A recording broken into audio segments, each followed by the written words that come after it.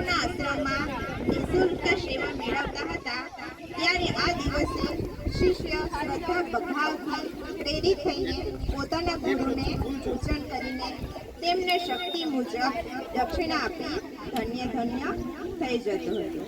તો આવો જ ભાવ દર્શાવતું એક નાટક લઈને આપણી સમક્ષ આવી રહ્યા છે કુંજ, કૃષ્ણરાજ, ભયાન અને સહજ।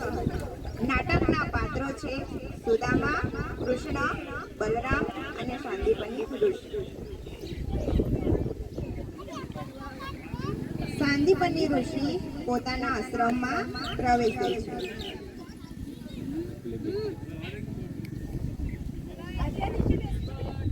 ત્યાર પછી શ્રી કૃષ્ણ, સુદામા અને બલરામ સાંદીપની ઋષિના આશ્રમમાં પ્રવેશે છે।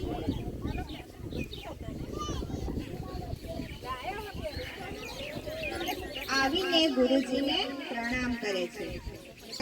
ઉપનિષદો આમ 64 કલાઓનું શિક્ષણ આપવામાં આવતું હતું અને તેમની સાથે ન્યાયશાસ્ત્ર, રાજ્યશાસ્ત્ર, અસ્ત્રશસ્ત્ર, ધર્મશાસ્ત્ર, રાજનીતિ, સંચાલનની શિક્ષા આપવામાં આવતી હતી।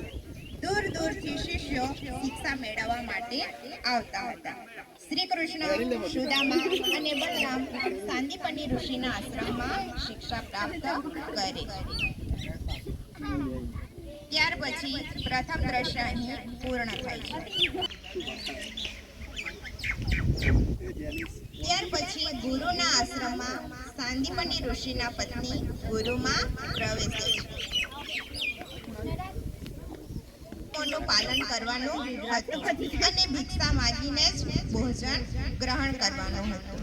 ગુરુમાં શ્રી કૃષ્ણ, સુદામા અને બલરામને પોતાની પાસે બોલાવે છે અને ત્યાર પછી શ્રી કૃષ્ણ, બલરામ અને સુદામાને ભિક્ષા લેવા માટે મોકલે છે।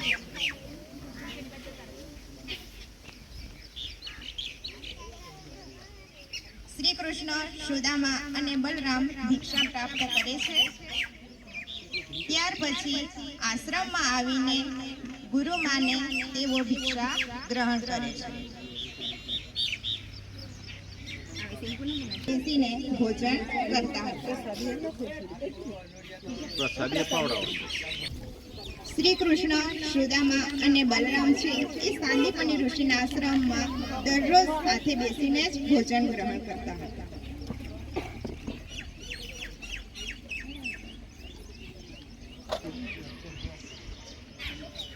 શ્રી કૃષ્ણ, સુદામા અને બલરામ આશ્રમમાં પ્રવેશ કરે છે।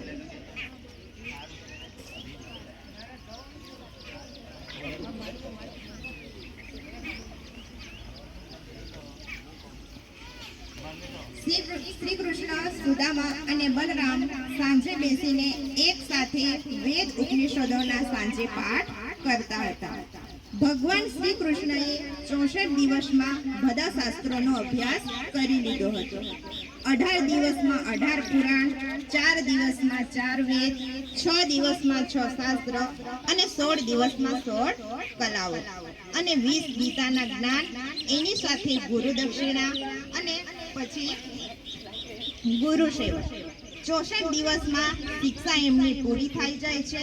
ત્યાર પછી ગુરુ કહે છે, મારી પાસે જે કંઈ પણ હતું એ તમને હું બધું જ્ઞાન આપી ચૂક્યો છું। અહીં આપણી શિક્ષા હવે પૂર્ણ થાય છે।